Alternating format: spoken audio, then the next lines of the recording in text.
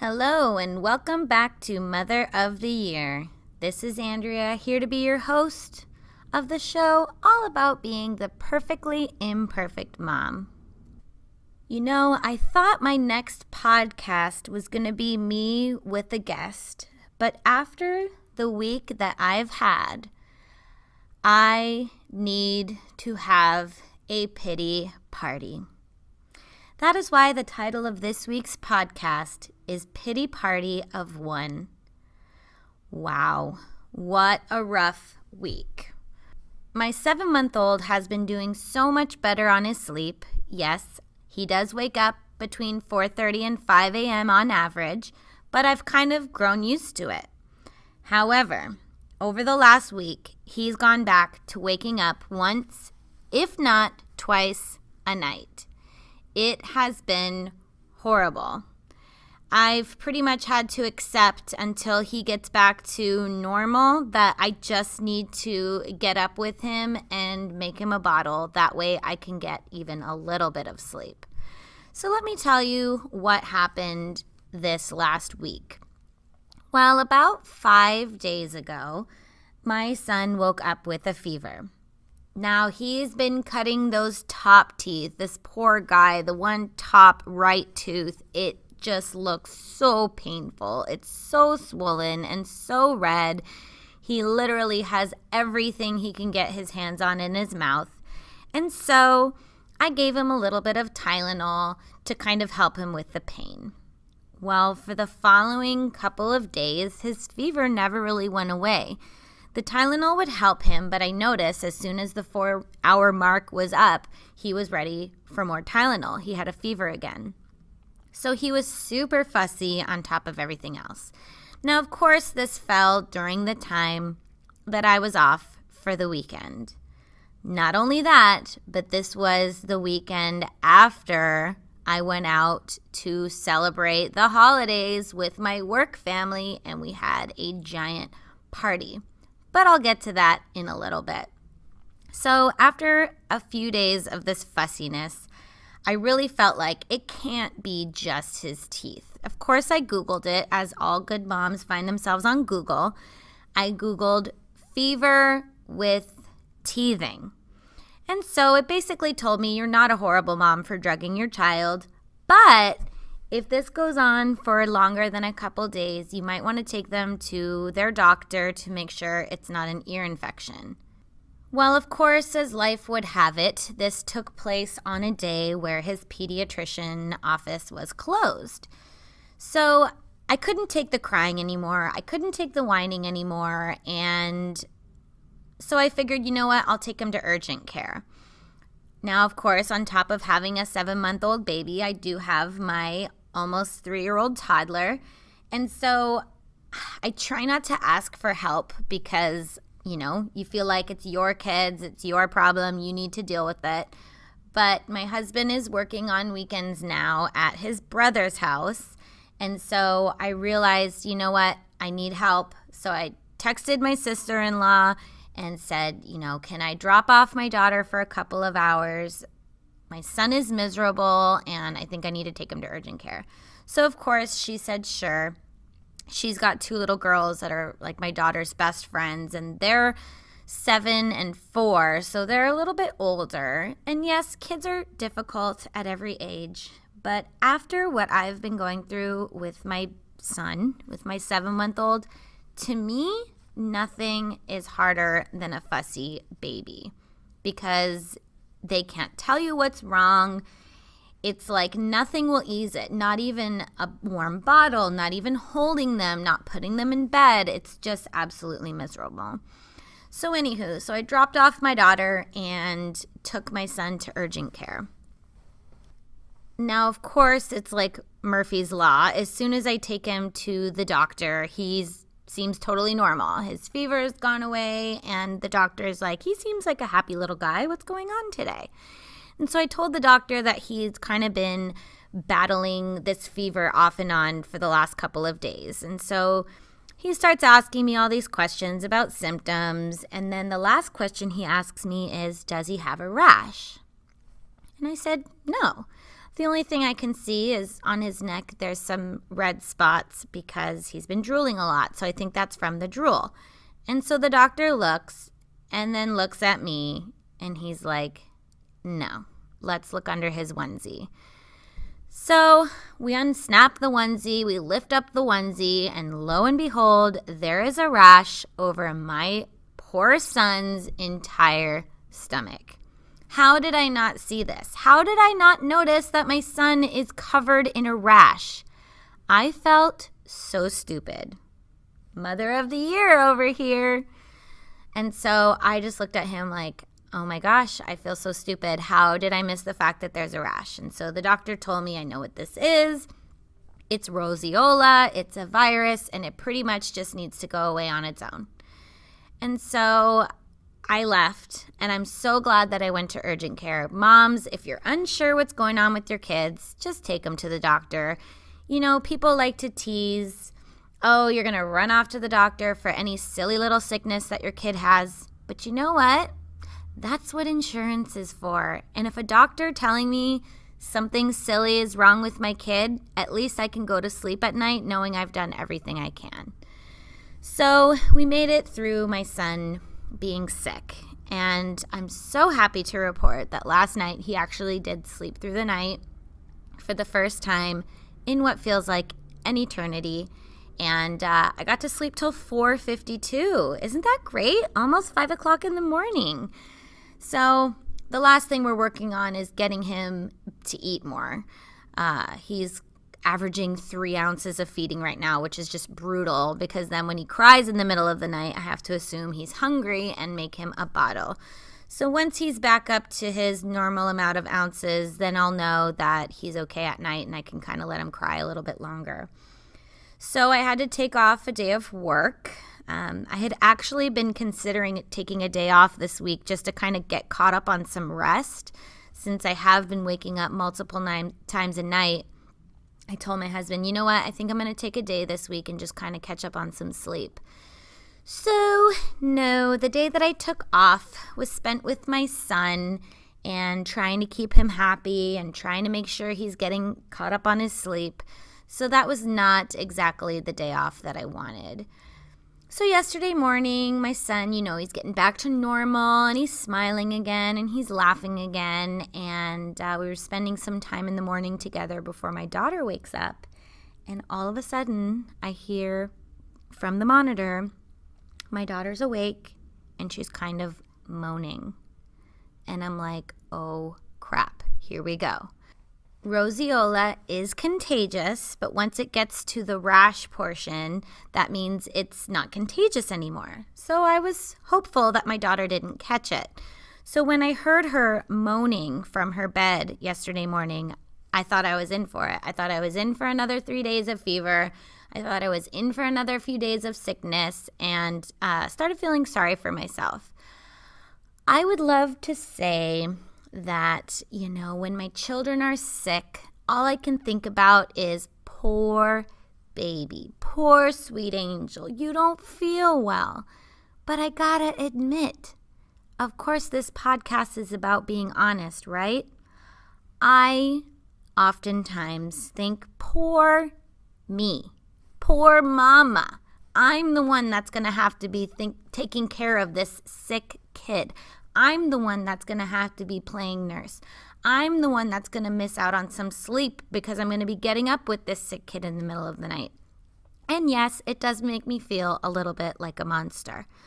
I'll never forget earlier this year, right around my daughter's 2nd birthday, she had the legit flu, influenza. Not like, oh, my kid's sick, he's got the flu. No, she had the horrendous nose swab where they take this giant Q-tip, I swear it's like 12 inches long, they put it up their nose, and my cousin, who's a nurse, said it like tickles their brain. It was the worst thing I've seen my kid go through. I actually had to look away, which, you know, I should be in the trenches with my kid, but it made me want to freak out. And my daughter going to the doctor has never been the same. So they did this nose swab, and it tested positive for the influenza A, I believe it was. So I was home with her for 5 days. She wouldn't eat. She hardly slept. She wouldn't drink anything, which that was so much fun because I'm getting bombarded with, you got to get her to drink something so she doesn't get dehydrated. Did you try Pedialyte? Did you try the Pedialyte Pops? Did you try Gatorade? Did you try, oh my gosh, I was just as miserable as my daughter, I swear, with all the influx of advice from people. So I was home with her all that time. I guess at least I'm thankful that I was pregnant and I hadn't had my son yet because I don't know what I would have done with 2. So my daughter was really sick for about 5 days. And so I had to be home with her for 5 days. In my husband's line of work, he doesn't get sick days. If he doesn't work, he doesn't get paid. So I was home that whole time. So I'll never forget, she's feeling better. Her fever had been gone for a while, so she was welcome to return back to school. And so I believe it was about 2 days after she went back to school, her teacher told me that someone at the school / daycare had tested positive for hand, foot, mouth. So, of course, when someone tells you there's been an exposure to something, you can't help but wonder if your kids got it, right? The hypochondriac in us comes out in those situations. So that night, I'm giving my daughter a bath, and my husband's there, and he's even more paranoid than I am. So he goes, "What's that spot? What's that spot on her hand?" And lo and behold, I looked, and yes, there were a couple red spots on her hand. Now, I'm going to preface this by saying this was not a high moment for me and my parenting. I pretty much responded like a monster. Instead of saying, "Oh no, my sweet baby, she might be sick again," I started freaking out at the idea that I was going to have to be home with a sick kid yet again. And, I've mentioned before that my daughter is not the most easygoing child. So when she's sick, it is incredibly difficult. So when my husband hinted that maybe she had the hand, foot, mouth, I lost my stuff. I looked at him and was like, "I can't do this again. I can't be home again. I really can't have her be sick again. How am I going to get through it?" And he just stared back at me like, "You are the devil." Okay, I guess he thinks that mama needs to really be perfect all the time. I mean, I get it. The mom is supposed to be the nurturing one. We're supposed to have that innate nurturer inside of us.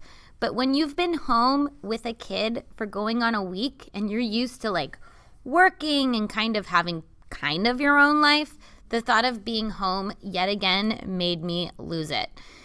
So I was so irritated because he's hinting like somebody, sarcastic air quotes, somebody needs to take her to the doctor. And what I wanted to say is, "You're more than welcome to, dear." But yet again, I am reminded that he doesn't get sick pay and I do. So I knew I had to be the one to take her to the doctor. So I did. And it came back that yes, she did have hand, foot, mouth, but she had a very mild case of it. So the only symptom that she showed were those 2 spots on her hand. But the doctor said she does need to stay home, for at least the next 48 hours so she does not infect anyone else. It was very sad. She was fine. I mean, thank goodness she didn't have the symptoms like the sores in her mouth or anything like that. So she was totally fine. I, on the other hand, was a mess. I remember it was over Easter weekend and we had all these plans with the family to do fun stuff and I was stuck at home. And if you know anything about me and how I deal with having my kids, it is not staying at home. I like to be out doing as much as possible, staying busy because it helps pass the time. Oh man, it's rough. I mean, even last night, my daughter's eye was a little bit red and my husband would not stop bringing it up. Her eye looks really red. "Babe, I don't like how that eye looks. It looks really red." And I would look at him and I'd say, "You know what? As long as there's not goop in her eye, I think she's okay." So he brought it up again. And I was just like, "Babe, she's fine. There's really nothing we can do about it. I mean, we're not going to take her to the emergency room." It was like 8 o'clock at night. And so I told him, if there's something in it in the morning, we'll deal with it then. And then I remembered that he wasn't going to be working today. And so I mentioned, you know what, you're off tomorrow, right? If you want to, you can take her to the doctor. And guess what? There was no mention of the eye ever again. So let's dive into this pity party that I've been having for myself lately. Oh, like I said, it's been pretty rough. I'm not going to lie. You know, you can't help but think back to your old life and all the things that you miss. And, you know, I'm sorry if anyone out there doesn't want to listen to someone complain, but my hope in sharing these things that I miss is that you'll be listening to this podcast, nodding your head, going, me too, girl, because that's what this is all about. So the first thing that I miss so much is sleep. That's probably the most obvious choice of things I'm missing. I don't even remember what it's like to wake up to an alarm clock. Now, once in a while, I do wake up to my alarm, and I'll tell you, I sit up like, what's wrong? Where's everybody? Is everybody okay? And I start panicking because that's just not normal for me anymore. My son is my alarm clock. Okay, he wakes up, he either starts talking or crying, and that's how I start my day every single day. I long for the days of waking up to an alarm clock. I hear stories of people setting, their phone to go to sleep and having their alarm go off 3 times before they wake up. I don't even know what that's like anymore. I know it existed at one time, but I don't even know. And don't even get me started on naps. You know the old cliche, sleep when the baby's sleeping. Well, that's just not a possibility for all moms out there. I am someone that used to love taking naps. I think that was my favorite thing about my first pregnancy because, of course, with my second pregnancy, I couldn't nap as much because I had another kid to take care of. But there's nothing better than when you're tired and you're like, you know what? I think I'm just going to lay my head down for a little bit. I'm just going to rest my eyes. I don't even know what that's like anymore. Sleep for me now consists of falling asleep on the couch after the kids are in bed. I painfully try to stay awake to, catch up on the day with my husband or watch a show on TV. But I can't. My eyes betray me every single time and they just shut. Another thing I've been super guilty of lately is we watch, after my son goes to bed, my son and daughter, they take a bath together and then the baby goes to bed. And then we have, about 45 minutes or so with my daughter before she goes to bed, which is kind of just like a little bit of nice one-on-one time for her. And so we usually watch an episode of one of her favorite shows. And so lately, if I'm lucky, she'll cuddle with me on the couch, which is just the best. And so what I'll do is she's like engrossed in the show. I'll just shut my eyes. And that gets me like an extra 20-minute little cat nap there. It's kind of nice. Of course, then when I have to wake up to get her to bed and do story time and brush teeth and all of that, sometimes I'm like, especially if I've had like a glass of wine or something. But if I'm feeling extra tired, lately when we do story time, I read to her and then she quote unquote reads to me, which basically consists of her saying the words that she understands or just describing the pictures or sometimes just making up her own story. But sometimes I'll actually fall asleep when she's reading to me, and sometimes she's really cute about it. Like the other night, I woke up to her like prying my eyelids open.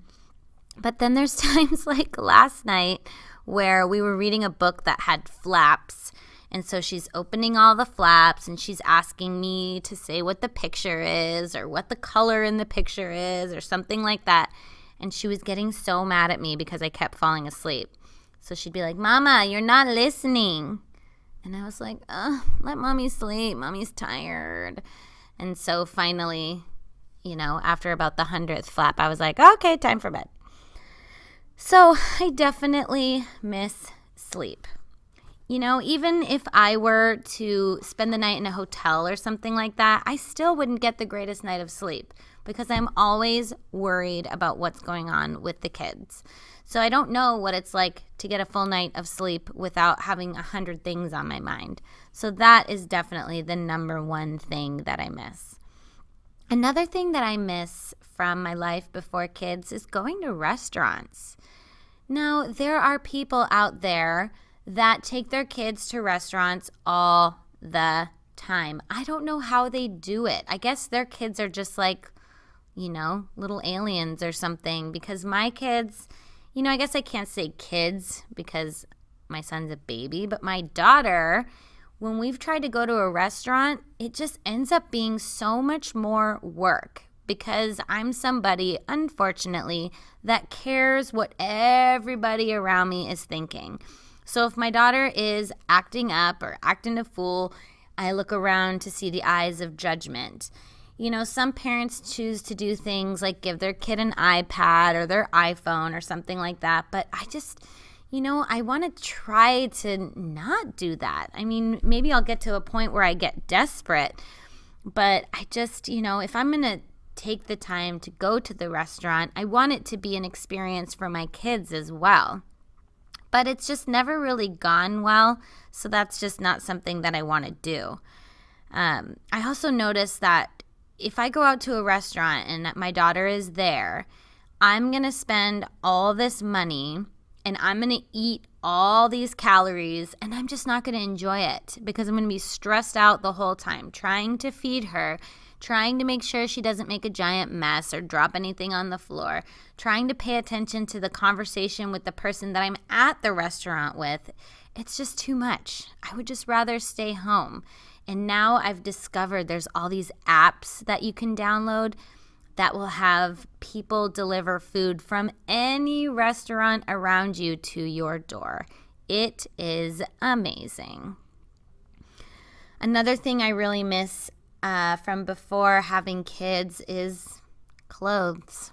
Having clothes fit me comfortably. I'm not someone that is necessarily overweight. I try to be somewhat healthy. I could definitely do better. I could work out more. I could eat healthier. But my body is just not the same. I have like that weird after baby body. My clothes are either too big or too small. I'm like in between sizes. And it's so frustrating because either my clothes are super baggy, which makes me look sloppy, or they're skin tight and I have a muffin top and I'm uncomfortable all day long. I've never been someone that could do the whole leggings thing. I don't feel secure enough, I guess. Props to the women who feel good in leggings. I just never have. But maybe someday I'll become a convert and start wearing leggings all the time and yoga pants. I don't know. I just wish that there were jeans. Like, there's the whole like mom jeans joke. Like there's that funny Saturday Night Live skit. But I do feel like they need to make jeans that are more comfortable and more designed for like, how about just that pooch area? They can't be maternity jeans because maternity jeans, they're like, kind of baggy in the front. So then you end up hiking it up all the time. But how about making like some kind of control top jeans? Are they out there? Have they been invented?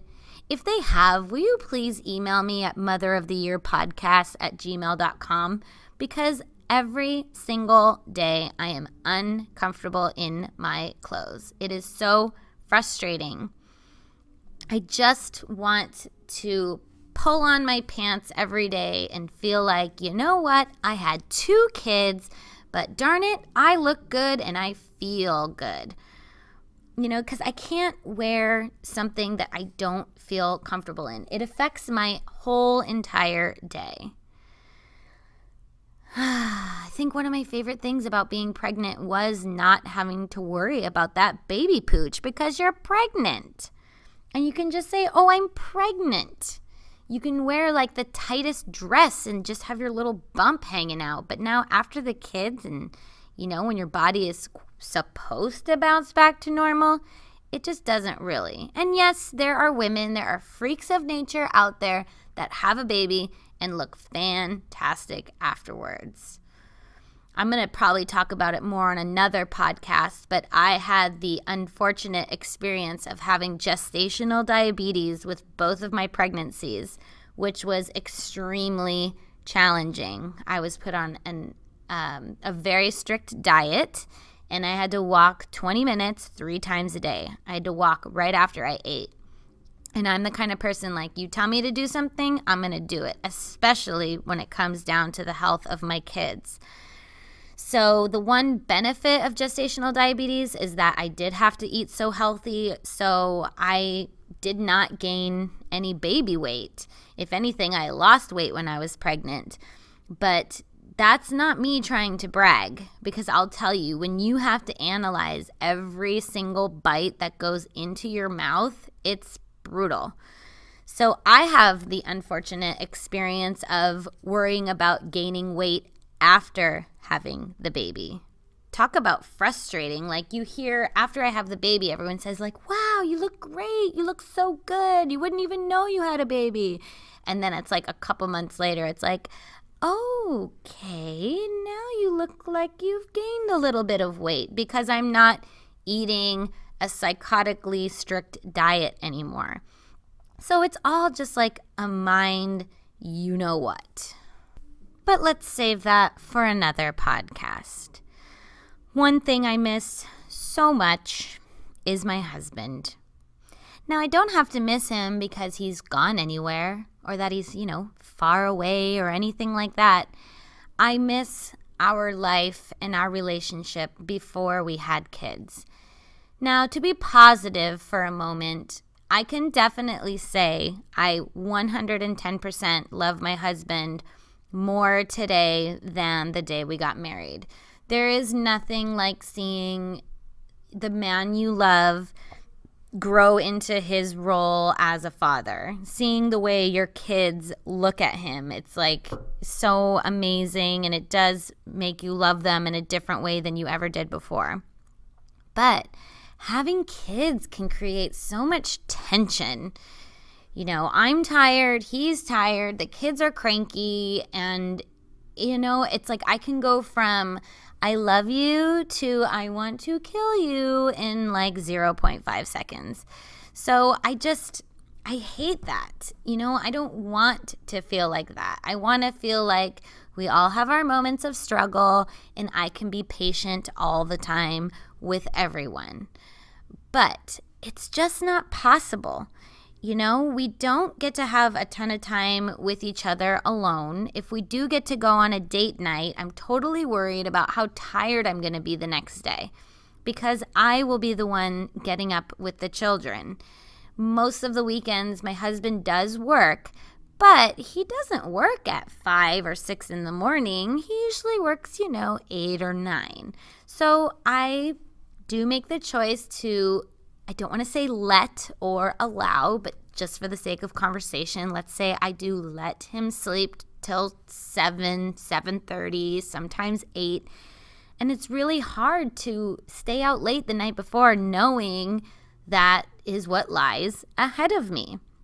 So a lot of the times, we're just cranky and we're stressed out and we're tired and we don't get enough alone time. So we just end up kind of taking it out on each other. I miss not doing that. I don't even remember what kind of stuff we fought about before. I don't. I just remember like being places together and people being like, you guys are so cute. You guys are so cute together. And, we don't hear that too much anymore. I know eventually we'll get back to where we can go on trips together or focus on our marriage and things like that. But right now, with an infant and a toddler, we just have to do what we need to do for the kids. It's tough. So I do, when I'm having a moment where I'm feeling good or he does something sweet or something like that, I really do try to stop and say thank you and I appreciate you because a lot of times it's like we can be pretty short with each other, and it stinks. Like, I really love him, and I know he really loves me, and we don't really feel angry towards each other. We're just, I guess that's what this whole podcast is about. Like, we're just frustrated about things. And one of the things we do joke about is, especially my husband, I don't know if he ever saw this for himself, saw having one kid, let alone two kids. And so we just try to get through each day the best that we can. Oh man, something I miss so much is spontaneity. I remember being younger and I had the summers off being a teacher, and so I would just get in my car and I would drive. One of my favorite trips I ever took was I had a friend that was living in Sacramento and a different friend that was living in Oakland, and I just got in my car and I just drove. And I listened to music and I was alone with my thoughts, and it was just one of the best experiences that I had. When you're a parent, it's pretty much impossible to be spontaneous. If you're going to pack the kids up and go somewhere, you have to pack 500 things. You have to think of the pack and play. You might need the baby monitor. You might need the sound machine. You better make sure you have diapers, wipes, formula, bottles, snacks, milk, a cooler for the milk, a change of clothes. Do you need a bathing suit? Swim diapers. There's just a laundry list of things that you need for kids when you're traveling. And if you decide, you know what, I don't think I'm going to be gone for that long, I don't need that many diapers, it never fails. Your kid has like a major blowout and you end up going through 5 diapers in 3 hours when you never thought it was possible. So I definitely miss the idea of being spontaneous. I remember one year for New Year's Eve, I jumped in my car with a friend and we went to Vegas for when the clock turned midnight. It just doesn't exist like that when you have young children, unless, of course, you're one of the lucky ones that can do that. I cannot. Which, of course, leads me to another thing I miss, which is having a social life. My social life consists of hanging out with my 2 kids. If I'm lucky, someone does not have plans on the weekend, and maybe they can hang out with me and my 2 kids. Anytime that I try to have a social life outside of being a mom, I end up paying for it. For example, let's go back to that little work holiday party that I mentioned at the beginning of this podcast. So last weekend, we were celebrating the holidays with my work, and I planned ahead. Originally, my mom was going to come so that my husband and I could go together, but he knew that I was going to be catching up with work people and we would be talking about things he did not have any connection with. And so he kind of hinted that he wanted to stay home. And you know what? I was okay with that. I was okay with having an opportunity to catch up with friends without having to check in with someone. Are you having fun? Are you having a good time? Do you want to go home? All that kind of stuff. So I was like, cool. But then it dawned on me, wait a minute, I can't have my mom come babysit if you're going to be there. That's not fair to her, and that's not fair to the kids. So I mentioned to him, are you cool with being with the kids? Now, yes, blah, blah, blah. If you're listening to this thinking, oh, I hate seeing those stories like a father is not babysitting when it's his own kids. You know what? I get it.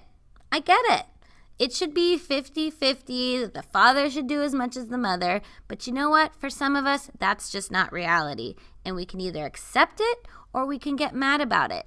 And you know what? I choose not to get mad about it, even though I might sound a little bit mad right now. I think it's just the coffee. Anyways, so he's like, yeah, sure, I'll stay home. So I had it all planned out.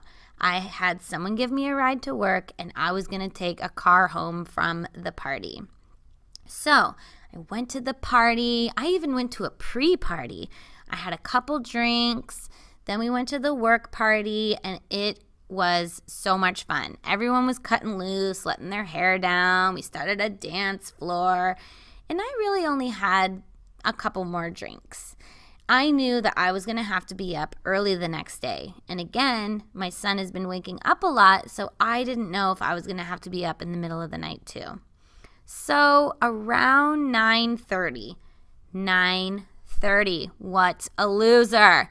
But around 9:30, I realized, okay, I'm probably going to have to wrap it up soon because I was a good 45 minutes away from my house.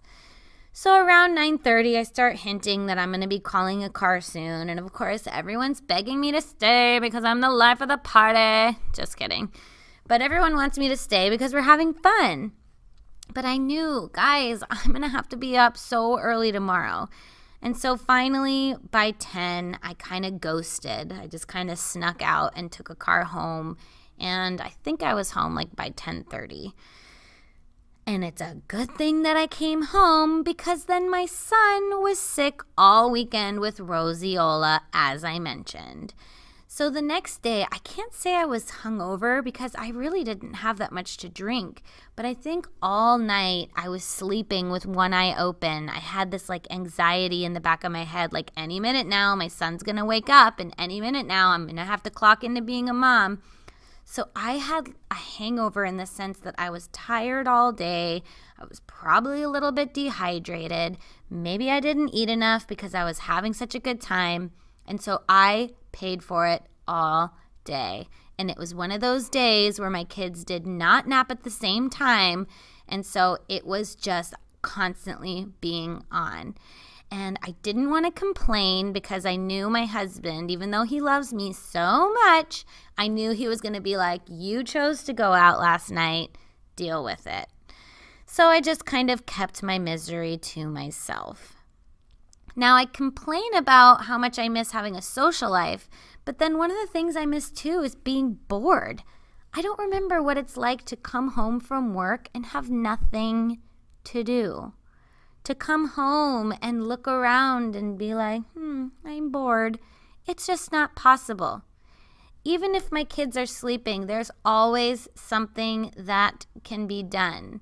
There's always something that needs to be cleaned. There's always laundry that needs to be done. There's always something to do. I miss being bored. What does that feel like? I don't know. I just miss so much. You know, I miss fun. Do I try to do fun things with my kids? Absolutely. But then it just ends up being super stressful the whole time. I recently went to a breakfast with Santa, and I went with my mom and the two kids. And you know what? It was fun. We got a really cute picture of the kids with Santa. My daughter got to do a craft. There was tons of food. There was even donuts, which is just the best thing ever. But the whole time, I'm like having to check in with my daughter and make sure she's eating something. And, oh, you dropped that. Let me get it for you. And, you know, it's just so stressful. Like, I just miss things being easygoing. And that's just not possible when you have kids. So the last thing that I miss, which I probably miss just as much as I miss sleep, is alone time. As a mom, I never get alone time. Even recording these podcasts usually takes me 2 to 3 days because I only get these little pockets where I have enough time alone to do something like this. Even this week, I said earlier, I was going to take a day off this week to try to catch up on some sleep and maybe get a little bit of time to myself to recharge my battery. No, the day that I took off was spent with my son. When you're a mom, you don't even get to go to the bathroom alone. Once your child learns how to turn a doorknob, unless you're willing to lock the door, you can pretty much count on a kid being in the bathroom with you. It's not that glamorous. Ever had a kid sit on your lap when you're going to the bathroom? Yep, it happens. You know, and I guess that's a good way to potty train them because they see you going and they literally see everything. Now, another thing that drives me crazy, and this is not just about being a mom, I guess it's also kind of like about being a wife. I swear it never fails. If my husband works late, he always manages to get home right after the kids are in bed. Now, I am someone that truly loves my alone time, if you haven't caught on already. And so sometimes when my husband's like, I'm going to be home late tonight, I'm like, okay, because I figure, you know what, I have 500 things on the DVR. I would love to catch up on a little bit of TV after the kids go to bed. But 9 times out of 10, that doesn't happen. I swear, I shut the door after putting my daughter to bed, and of course my son's been in bed now probably for an hour, hour and a half, and in comes my husband. I'll tell you, the end of each day is probably the hardest time of the day. That last couple of hours where the kids are tired and you know you're going to be getting ready for bed. You got to do bath and pajamas and bottles and milk and teeth and brushing the hair and reading the story. And so when you have a partner there with you to divide and conquer, it's so much easier. So I always have this like internal laughter / eye roll when he manages to come home right after they're in bed. So right when I'm about to get a little bit of alone time, boom, it's gone just like that. Have I complained enough? I think that I have. These are just things that popped up in my head the other night when I had been up yet again with a miserable baby. You know, I think these are all slowly things that I'll start to get back the older that I get. But I'm not going to lie, there's times when I just feel really sorry for myself, and I guess this was just a way for me to vent about that. I think it's so important when we're all having a hard time or struggling that we do admit these feelings that we have, that we share them with other moms or other friends so that they can share their feelings back with you.